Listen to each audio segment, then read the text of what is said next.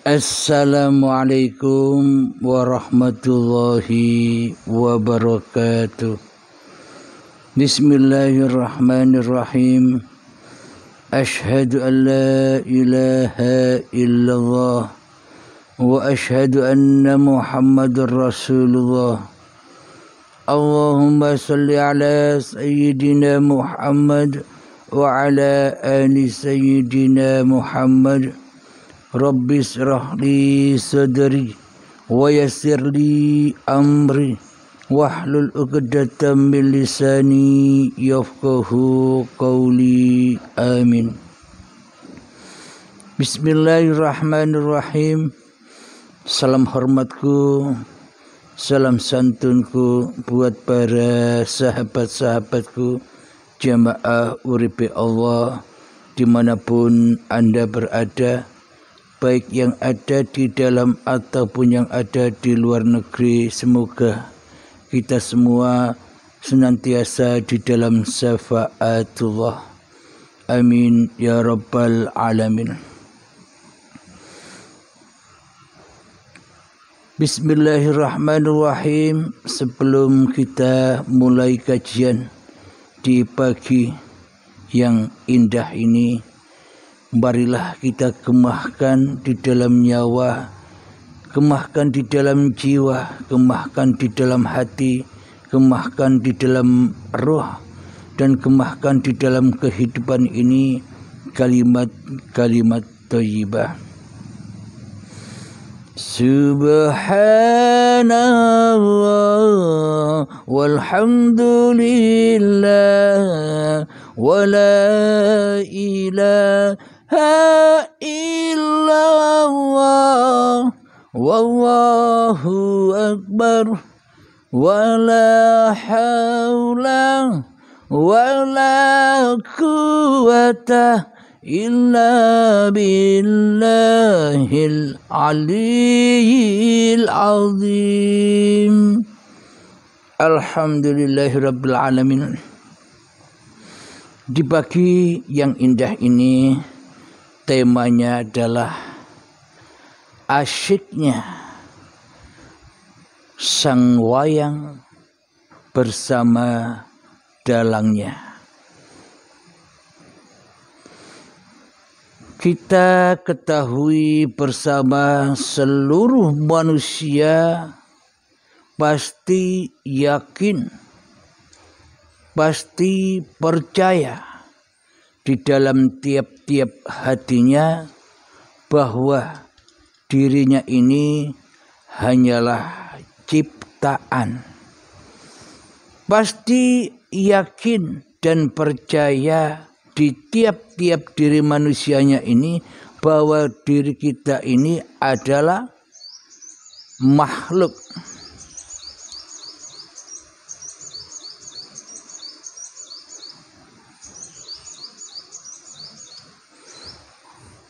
Alhamdulillahirabbil alamin. Seluruh manusia yakin bahwa dirinya sebelum terlahir ke dunia ini, dirinya tidak pernah ada, dirinya tidak pernah wujud, dirinya tidak pernah hidup, dirinya tidak pernah berkuasa apapun di dunia ini sebelum manusia diciptakan, sebelum manusia dilahirkan ke dunia ini. Alhamdulillahirabbil alamin. Akan tetapi manusia menyalahi atau menyelingkuhi apa yang dipercayainya. Alhamdulillahirabbil alamin. Meskipun manusia meyakini, meskipun manusia mempercayai bahwa diri manusianya itu sebenarnya hanyalah ciptaan, sebenarnya hanyalah makhluk, sebenarnya hanyalah buatan, namun manusia selama ini telah ingkar dari keyakinannya. Manusia telah selingkuh dari apa yang diyakininya selama ini. Inilah akhirnya manusia bingung mencari Tuhannya. Kenapa manusia bingung mencari Tuhannya? Karena manusia masing-masing dirinya telah menjadi Tuhan atas dirinya. Inilah yang membuat manusia pada bingung dalam rangka mencari Tuhannya. Namun suatu rahasia, bila saja manusia bisa kembali kepada hakikat diri sejati manusianya yang tak ada, yang tak wujud, yang tak hidup, yang tak kuasa apapun, maka disitulah kebebasan manusia dari diri manusianya. Maknanya apa kebebasan diri manusia dari diri manusianya? Yakni manusia sudah bebas dari dunia. Manusia sudah bebas dari hukum-hukum dunia. Manusia sudah bebas dari syariat-syariat dunia. Manusia sudah bebas dari apapun yang membelenggu manusianya selama ini. Alhamdulillahirabbil alamin. Bila manusia sudah bebas dari jeratan hukum syariat manusianya, maka kembalilah manusia kepada hukum Tuhannya, yakni jais, yakni sakarpe dewe. Alhamdulillahirabbil alamin.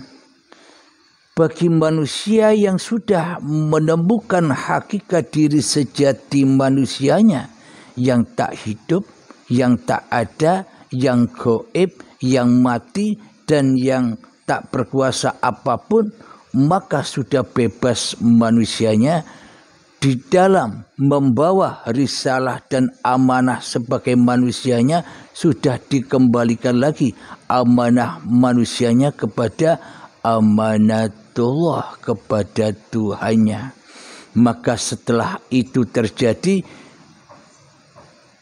maka terjadilah pagelaran antara wayang dengan dalangnya. Jadi bebas sang dalang mempergerakkan, jadi bebas sang dalang menjalankan wayang-wayangnya yang sudah pasrah total jenderal kepada apapun yang diperankan oleh dalangnya. Inilah yang dinamakan keasyikan, keenjoyan. Kenapa? Karena manusianya telah berada di dalam hukum-hukum Tuhannya yang selama ini terkungkung di dalam hukum-hukum manusianya. Karena selagi manusia terkungkung, terbelenggu, terjelat di dalam hawa nafsunya, manusianya tak bisa gerak ke sana kena hukum, ke sini kena hukum syariat, lagi begini kena halal haram, lagi begitu kena halal haram. Kini manusianya setelah terbebas dari hawa nafsunya, maka sudah tak ada hukum lagi bagi manusianya, melainkan hukum jais Tuhannya. Bagaimana mungkin manusia terkena hukum halal dan haram? Bagaimana mungkin manusia terkena hukum taat dan maksiat, sementara manusianya sudah tak jadi Tuhan di hatinya? Sementara manusianya berpayungkan a'udzubillahi minasyaitonirrajim, sudah dilindungi oleh uripe Allah. Jadi bila manusia berlindung di dalam hatinya kepada uripe manungsane, maka hukum-hukum hawa nafsu masih berlangsung menyiksa, menakut-nakuti di dalamnya. Itulah hukum dunia. Hatinya serba dunia. Sedangkan manusia-manusia yang sudah terlepas dari belenggu-belenggu dunia di hatinya, ia akan melesat ke hukum akhirat. Berakhirlah kedirian manusianya di hatinya, yang ada hanyalah diri Tuhannya di hatinya. Al-insanu sirri wa ana sirruhu, berlangsung, bergelar atas nama Tuhannya di hatinya. Maka manusianya di dalamnya hanyalah menikmati peran-peran Tuhannya. Inilah keasyikan, inilah keenjoyan bagi hamba-hamba yang sudah bertemu mati sebelum mati. Manusia-manusia yang sudah melesat ke akhiratnya.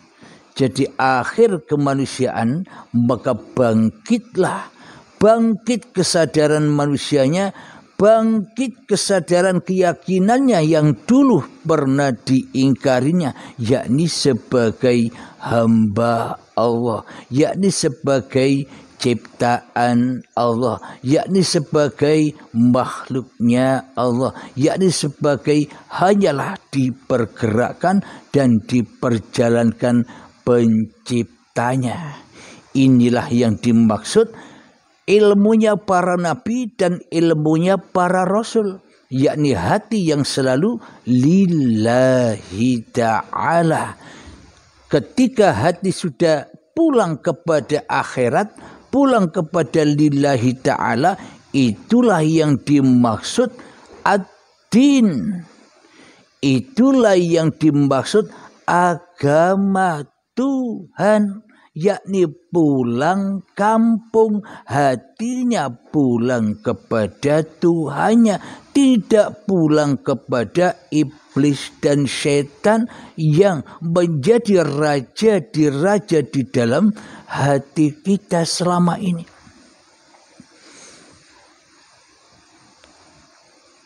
Maka dari itu, agama di sisi manusia itu ya agama-agama hawa nafsu, agama-agama golongan, agama-agama aliran yang mana di dalamnya banyak fanatik-fanatik agamanya masing-masing yang merasa benar apa yang dipeluknya. Akan tetapi bila manusia bisa memberontak di dalam agama hawa nafsu itu menuju agamanya Tuhan, yakni kembali kepada Sang Pencipta, kembali kepada inna lillahi wa inna ilaihi raji'un, itulah tempat yang membahagiakan, dan itulah surga. Bukan surganya hawa nafsu yang penuh dengan keduniaan. Surganya Allah itu adalah jiwa yang tenang, hati yang damai, enjoy why di dalam kehidupan ini. Karena sudah tahu bahwa dirinya tidak hidup, karena sudah tahu dirinya tidak wujud, karena sudah tahu dirinya tidak kuasa apapun kecuali dikuasakan oleh Tuhan yang menghidupinya, uripe Allah. Maka asyiklah pagelaran pewayangan ini diperjalankan jadi pejabat enjoy saja, diperjalankan sebagai pedagang enjoy saja, diperjalankan sebagai pegawai negeri enjoy saja, diperjalankan sebagai guru honorer enjoy saja, Diperjalankan jadi tukang beca, enjoy saja. Diperjalankan sebagai pengamen, enjoy saja.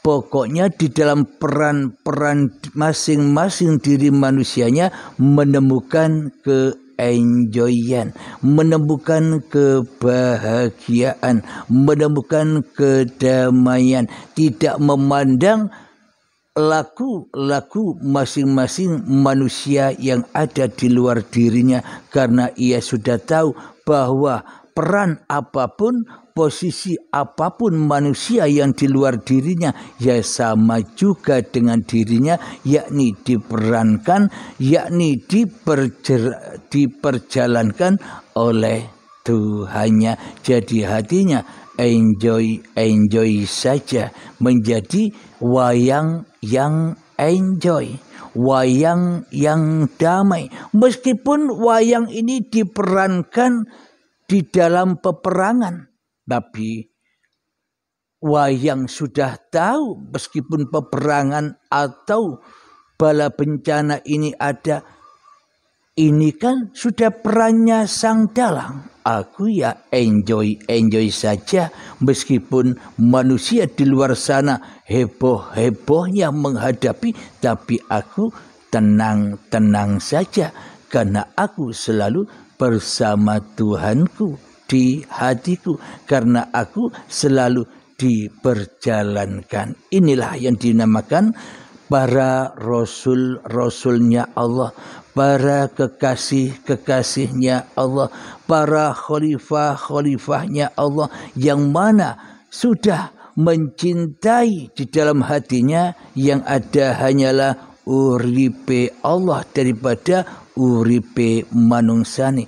Di dalam hatinya yang ada la ilaha illallah daripada keadaan hawa nafsunya di hatinya.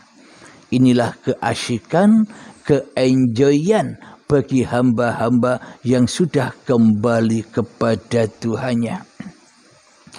Bagi diri manusianya sudah tak ada jeratan-jeratan hukum-hukum lagi yang menimpanya.